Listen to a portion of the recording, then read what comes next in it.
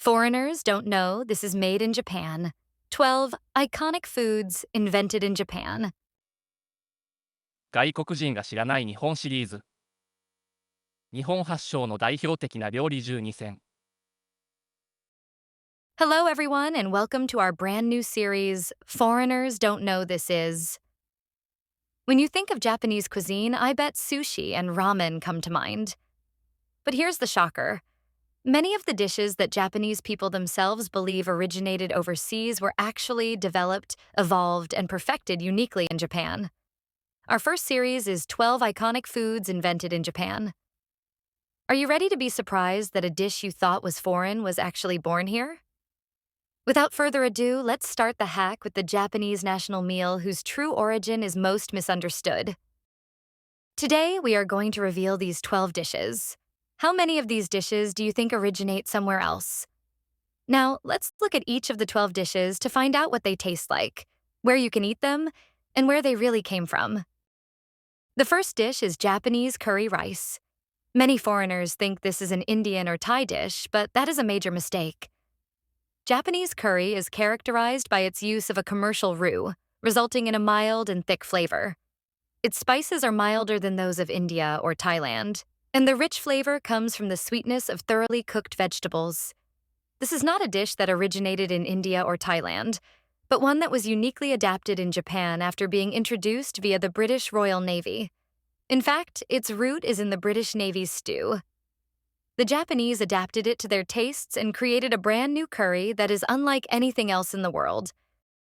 The second dish is omurice. Omurice is spreading around the world, but its true artistry can only be experienced in Japan. Omurice is a simple combination of omelette and chicken rice, but what is important is the technique and aesthetic sense behind it.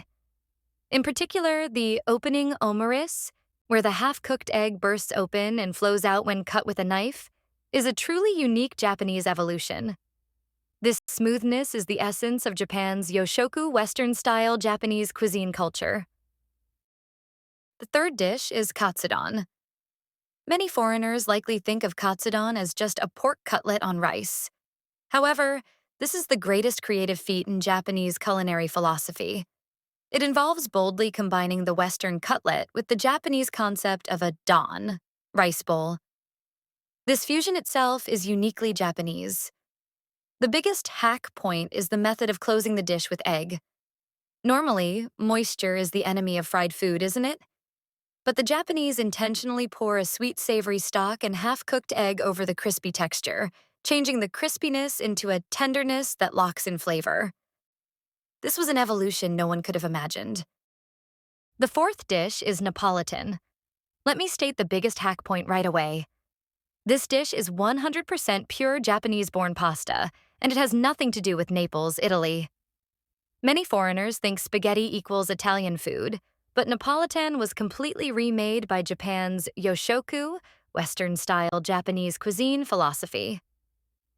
They boldly used the Italian culinary taboo, ketchup, and furthermore, they pre-boiled the noodles to soften them, evolving it into the most nostalgic and comforting flavor for the Japanese palate.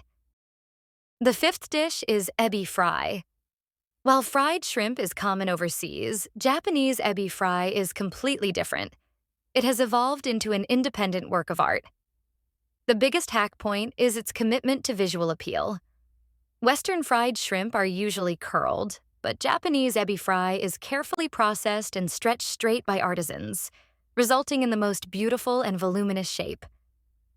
Furthermore, it is defined by the combination of its unique thick panko crust and rich Japanese-style tartar sauce.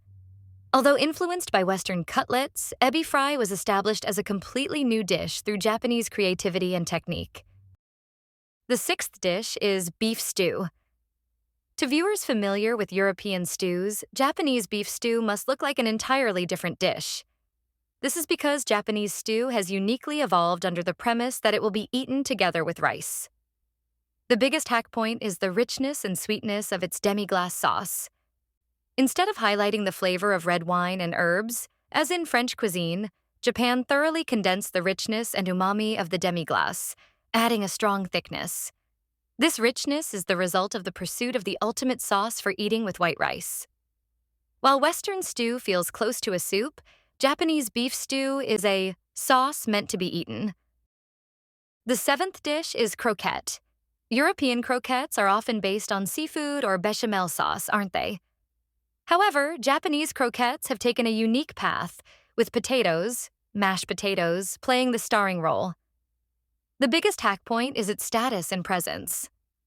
Croquettes are cheaply available everywhere, from high-end Western-style restaurants to the deli corners of supermarkets and butcher shops. This is a uniquely Japanese phenomenon where the croquette, which was once a dish for the imperial family, evolved into a national soul food due to the use of inexpensive potatoes. The eighth dish is potato salad. There is potato salad in Western countries too, but anyone who eats the Japanese version will immediately feel this is completely different. The biggest hack point is the texture and mayonnaise culture. While potato salad overseas retains the texture of the potato and is accented with acidity, Japan thoroughly pursues smoothness. This is due to the unique philosophy of unifying the entire dish to match the rich umami and acidity of Japanese Kewpie mayonnaise. Furthermore, the fact that potato salad has established itself as a side dish for rice or a set meal accompaniment is a rare phenomenon globally. The ninth dish is Doria. Since it looks exactly like gratin, many foreigners might think it is a European dish, but Doria is 100% pure Japanese-born cuisine. The biggest hack point is its birth story. Doria originated at the Hotel New Grand in Yokohama when a Swiss chef created it for a guest who was feeling unwell by baking rice topped with sauce and cheese. In other words, it was born as a Japanese-born comfort food friendly to the sick. While gratin uses pasta or macaroni, Doria uses rice as its base, establishing it as a rich, satisfying dish familiar to the Japanese. The 10th dish is Tenshin-han. This dish is probably the one most commonly mistaken for being authentic Chinese food. However, this was invented in Japan, and it's not a Chinese dish. While its name references Tianjin, China, this dish does not exist on the Chinese mainland. This dish is a completely original Japanese creation, born from the fusion of Chinese cooking techniques with the Japanese love for fluffy egg and ankake, savory gravy. This is the style where you eat rice smoothly with a sweet and sour gravy. The 11th dish is Ebi Chili. Many foreigners likely think this is an authentic Sichuan Chinese dish. However, Japanese Ebi Chili is a creative Japanese dish that has evolved away from the Sichuan roots, taking on a gentler nature unique to Japan. The biggest hack point is the nature of the sauce. Authentic Sichuan dishes are intensely spicy and dry, but Japanese Ebi Chili contains plenty of ketchup and sugar, resulting in a sweet gravy that encourages you to eat more rice. This arrangement is proof of the unique Japanese philosophy that prioritizes reducing the spice and pursuing umami and sweetness for the Japanese palate. The 12th dish is Hiyashi Chuka. Many foreigners know ramen as a hot and rich dish. However, this cold ramen that appears in the Japanese summer is a unique piece of Japanese wisdom that overturns the conventional wisdom of Chinese cuisine. The biggest hack point is its culture of being a seasonal exclusive. Hiyashi Chuka does not exist on the Chinese mainland. It is a completely original dish created by Japanese restaurants as refreshing Chinese-style noodles, developed with a sweet and sour cold sauce and colorful cooling toppings to survive the Japanese summer heat.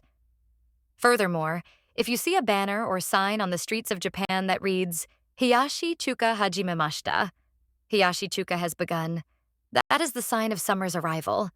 This culture of posting a notice for a seasonal product, specifically to attract customers, is a uniquely Japanese and interesting summer custom. Thank you for watching. If this video was helpful in any way, please be sure to subscribe and leave a like. Also, please let me know your requests for future video topics or any thoughts you have in the comments below.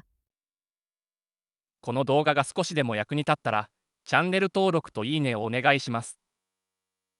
次の動画のテーマのリクエストや感想も、ぜひコメントで教えてくださいね。